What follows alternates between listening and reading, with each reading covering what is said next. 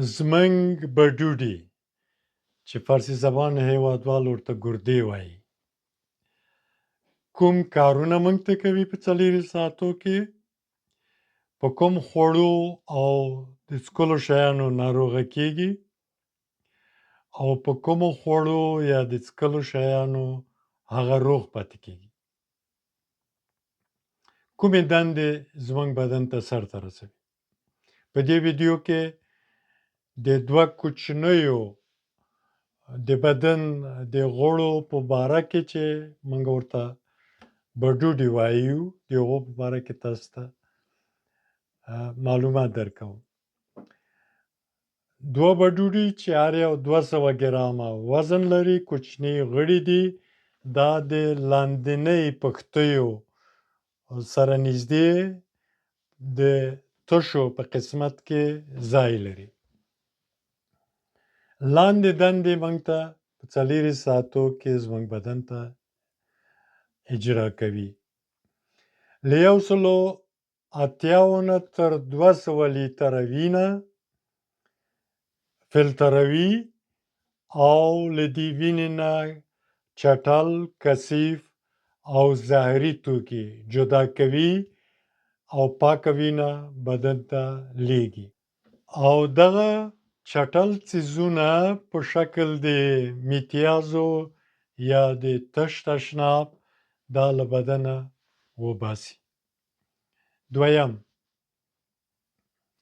یو نوع هورمون تولیدوي چې د دې هورمون په مرسته زموږ د بدن د وینې فشار تنظیموي همدارنګه د الکترولیتونو یعنی د کالیوم کلسیم فوسفور او سوډیم تنظیم په غاړه لري په وینه کې د الکترولیتونو تنظیم او نظم برابروي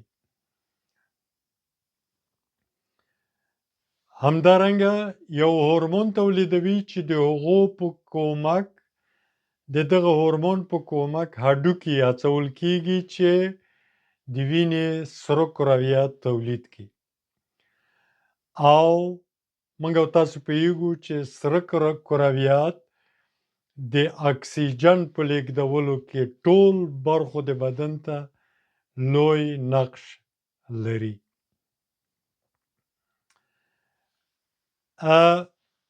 همدارنګه په وینه کې د سودیم یا د مالګې د اندازې برابروالی د بډوډو کار ده یعنی بډوډي تنظیموي چې په برابر اندازه مالګه په وینه کې شتون ولري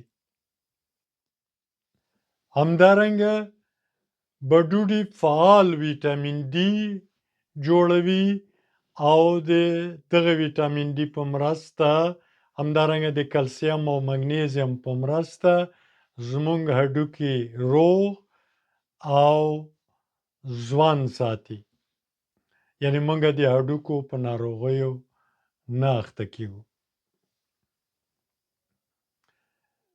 اوس موږ تاسو وکتل چې دا 2 کوچني ارګانونه څونه مهمه دندې موږ ته اجرا کوي څنګه دا ارګانونه ناروغه کیږي ولې ناروغه کیږي موږ څنګه وکړو چې دا وژغورو چې ناروغه نشي مخکې له دې نه چې دې برخې ته راسم ستاسو نه غوښتنه کوم چې زما کانال سبسکرایب کړئ ملاتړ ترې وکړئ هغه ټولو خپلو دوستانو ته ولېږئ چې ډېر انسانان ترې ګټه واخلي او خپل بډوډي وژغوري له ناروغیو نه ښه ولې زموږ بډوډي ناروغه کیږي د الکولو څښل زموږ بډوډي ناروغه کوي نه تنها زموږ بډوډي بلکې زموږ ځیګر چې یو بل مهم ارګان ده او زموږ د مغز حجرې د الکولو په څښلو کې صدمه ویني او ناروغه کیږي حتی وروستۍ څېړنې ښیي چې د الزایمر ناروغي چې موږ او تاسو په پښتو کې ورته ویلی سو د هیرولو ناروغي چې حافظه له منځه ځي، دا ناروغي د الکولو له څښلو سره تړاو لري.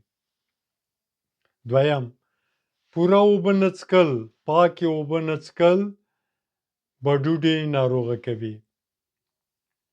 یو امریکایي محقق وایي چې دغه دوه بډوډې چې دومره مهم وظایف موږ ته اجرا کوي په 4 ساعتو کې، زموږ نه څه غواړي، یعنې موږ څه خدمت ورته وکړو، څه اجراات باید وکړو. بیرته همدا محقق جواب ورکوي چې تاسو پوره اوبه وڅښئ، تر څو چې بډوډې د دغه اوبو په مرسته خپل فلټرونه پاک کړي. بډوډې فلټرونه لري، د دې فلټرو په کومک وینه فلټروي. هغه فلټرونه 1 میلیون سوري لري، 1 میلیون سوري لري چې په طبابت کې ورته نفرون وایي. دا سوري بندېږي، د اوبو په کومک بډوډې کولی شي خپل فلټرونه ووینځي او هغه پاک کړي. ډاکټر باوهوفه لوی جرمن محقق وایي چې تاسو باید په هر 1 کیلو وزن پر سر 15 میلی لیټره اوبه د ورځې وڅښئ. د هر 1 کیلو وزن پر سر 15 میلی لیټره اوبه. مثلا که زه 80 کیلو وزن ولرم، زه باید 2500 میلی لیټره یا ساده 2.5 لیټره اوبه وڅښم. اوس که وزن زیات وي د بدن، مثلا یو څوک 90 کیلو وزن ولري، هغه باید تر 3.5 لیټره اوبو پورې په ورځ کې وڅښي. دا ډیره مهمه خبره ده. د رنګه اوبو څښل، کولا، فانتا او رنګه اوبه، دا بډوډې ناروغه کوي. موږ په رنګه اوبو کې 3 کیمیاوي مادې څښو یا ځان ته بدن ته یې داخلوو. د رنګ کیمیاوي ده، دویم مزه کیمیاوي ده. دا مزه چې د انارو مزه یا د مالټې مزه ورکوي، دا کیمیاوي ده، دا پوډر ده، کیمیاوي پوډر پکې اچي. او د ساتلو لپاره چې دا ګنده نشي، تاسو یو مغازې ته لاړ شئ، هلته 6 میاشتې مخکې په لاګرو کې قوطي جوړ شوي دي، بوتلونه جوړ شوي دي او دا رنګه اوبه پکې دي. ولې نه ګنده کیږي، ولې نه خرابیږي؟ دې په خاطر چې د ساتلو لپاره یو ماده پکې اچي چې هغه کیمیاوي ماده. په الماني ژبه ورته وایي هالت بارکایت لپاره یې، د هالت بارکایت لپاره یې ورته بل کیمیاوي ماده اچي. بنان دا ډېر مضر شیان دي دا رنګه اوبه، دا مه څښئ. همدارنګه په قطیو کې ځای په ځای شوي خوراکي توکي، کنسرف شوي، په قطیو کې ځای په ځای شوي، هغو ته هم کیمیاوي ماده وهي پکې او دا زموږ بدن ناروغه کوي. فاسټ فودونه، دغه د بازار ډوډۍ دا په ډېر خراب شکل جوړیږي.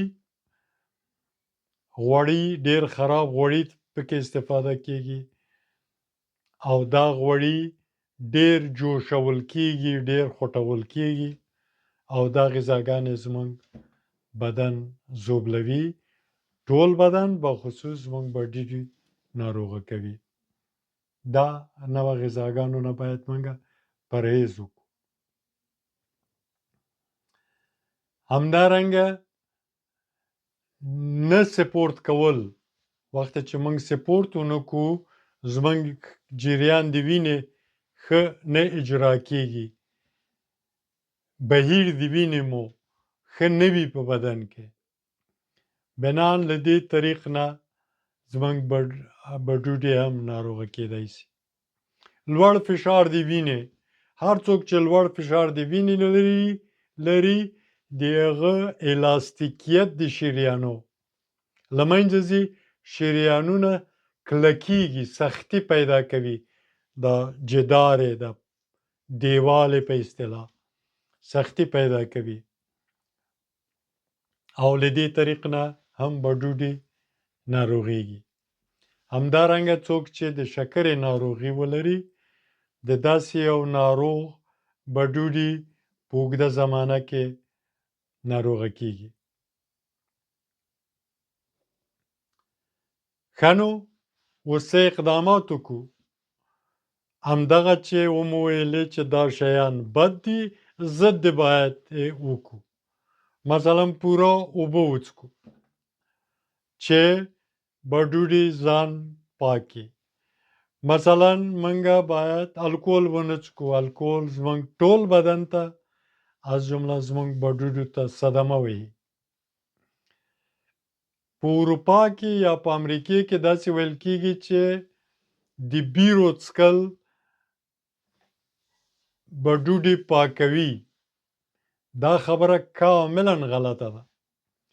تحقیقاتو دا ثابته کړې ده چې په بیرو کې چې هغه خمیرمایه اچوي، هغه خمیره چې پکې اچوي چې دا بیر ورسیږي، هغه ځیګر او بډوډو ته ډېر پوره تاوان رسوي. دا خبره صحیح خبر نه ده. همدارنګه رنګه اوبه باید ونه څښو. ډوډۍ چې پخوو په کور کې غوړي په آخر کې واچو چې غوړي جوش نه سي. دا ډېر ساده کار ده. تاسو سبزي پخوئ، هر څه پکې ور واچوئ، پیاز، رومي، مالګه، مرچ، مسالې پکې ور واچوئ. دا سبزي پاخه کړئ. مثلا فاصلیه پخوئ، بامیه پخوئ، دا پاخه کړئ، غوړي په آخر کې واچوئ چې غوړي ډېر ونه خوټېږي او زهري نه شي او زموږ بډوډي هغه نه کړي. د بازار غذاګانې باید جلوګیري کړو، هغه زموږ بډوډي ناروغه کوي.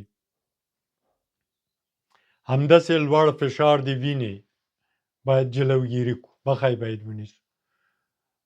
څنګه یې مخه نیوی شو؟ ډېر ساده، خپل وزن باید راټیټ کړو، خپله چربي باید راټیټه کړو. او په دې ارتباط ما جدا ویډیوګانې جوړې کړي. که تاسو غواړئ چې خپله وزن څنګه راټیټ کړئ، زما ویډیوګانو ته مراجعه وکړئ. که تاسو غواړئ چې د فشار د وینې سره څنګه جدل وکړئ، څنګه مبارزه وکړئ، زه لینک یې په همدې ویډیو کې تاسو ته ږدم، هغه ته مراجعه وکړئ، هغه واورئ او حتی خپلو دوستانو ته یې ولېږئ، تر څو چې تاسو د اوږدې زمانې لپاره سالم او صحتمند او روغ بډوډي ولرئ او دغه مهم وظایف چې موږ مخکې یادونه یې وکړه دا تاسو ته اجرا کړي. بډوډي ډېر مهم دی. تاسو هغه وخت د دې خبرې په اهمیت پوهیږئ. دیالوزي ورته وایي. دیالوزي هغه اصطلاح ده چې د یو انسان بډوډي چې له منځه لاړ سي، بیا شفاخانې ته په هر یو ورځ بعد یا 2 ورځې بعد باید لاړ سي او هلته 4 ساعته ماشین ته څملي. یو ماشین د ده وینه له کثافاتو، له چټلیو پاکوي.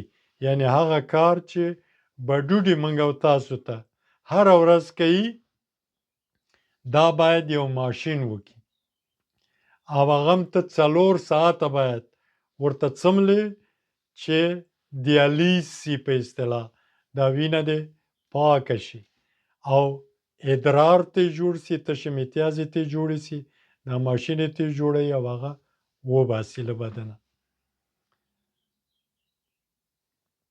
نو دې مرحلې ته ځان مه رسوئ، مخکې جلوګیري وکړئ.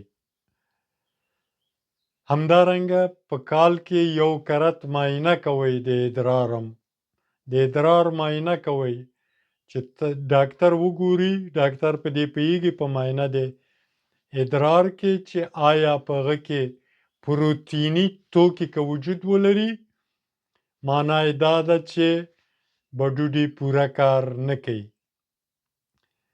یا همدارنګه که پکې مثلا وینه ولیدی سي او یا دا چې پکې سرو کرویات د وینې ولیدی سي ډېر، ډاکټران د دې معاینې په نتیجه کې پوهېږي، تاسو ته ویلی سي چې ستاسو بډوډي ښه نه دي، باید اقدامات وکړئ. البته زه د دوا د خوړلو ډېر طرفدار نه یم. هغه تاثیرات جانبي لري. په طبیعي لارو باندې کوشش وکړئ. دغه لارې چې ما مخکې ویلې، ډېرې اوبه څښل، سپورت کول، پیاده ګردي کول، دا ډېره مهمه لار ده چې تاسو وینې جریان ښه وي، تاسو د ګردو فعالیت سرعت پیدا کوي او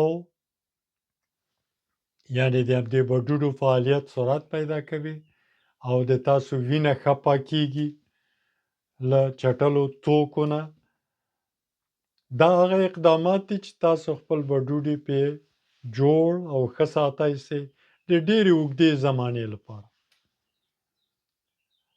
ګرانو هیوادوالو، بیا هم کوشش وکړئ، خواهش کوم له تاسو نه، زما کانال سبسکرایب کړئ، ملاتړ یې وکړئ او خپلو عزیزانو ته یې ولېږئ.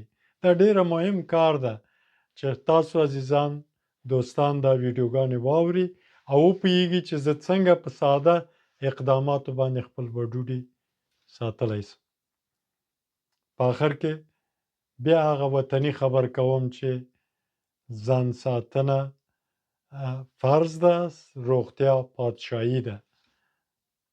واقعا روغتیا پادشاهي ده، ځان ساتنه او روغتیا ساتنه پر موږ واجب ده. کمک فقیرو انسانانو ته او بېوزلو انسانانو ته، یتیمانو ته لیره مه باسئ. تاسو له توجه نه مننه.